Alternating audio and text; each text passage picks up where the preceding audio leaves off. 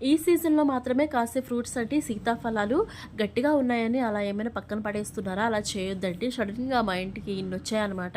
So, వాటిలో కొంచెం గట్టిగా ఉన్నాయి, కొంచెం మీడియంగా గట్టిగా ఉన్నాయి. 2 భాగాలుగా సెపరేట్ చేసేసి, మెత్తగా ఉండే క్లాత్ ఒకటి తీసుకొని వాటిలో ఇవి గాలాడకుండా ఉండే విధంగా చాలా గట్టిగా కట్టేశాను. అవి 2 భాగాలుగా చేశాను కదా! సో, 2 మూటలైతే కట్టేశాను. వీటితో పాటు వాడేసిన రైస్ బ్యాగ్ ఉంటుంది కదండీ! ఆ రైస్ బ్యాగ్ తీసుకొని ఈ మూటలుగా కట్టిన ఈ రెండింటిని దీనిలో పెట్టి, ఇది కూడా చాలా టైట్‌గా బిగించేసి అలా ఉంచామనమాట. గాలనేది అస్సలు ఆడకూడదు. 2 డేస్ ఆగాక చూసానండి. చాలా ఆశ్చర్యం అనిపించింది. ఎంత బాగా పండాయంటే నేనే ఆశ్చర్యపోయాననమాట. ఇలా పట్టుకుంటే మెత్తగా ఉన్నాయి. తింటే కూడా చాలా స్వీట్‌గా ఉందనమాట.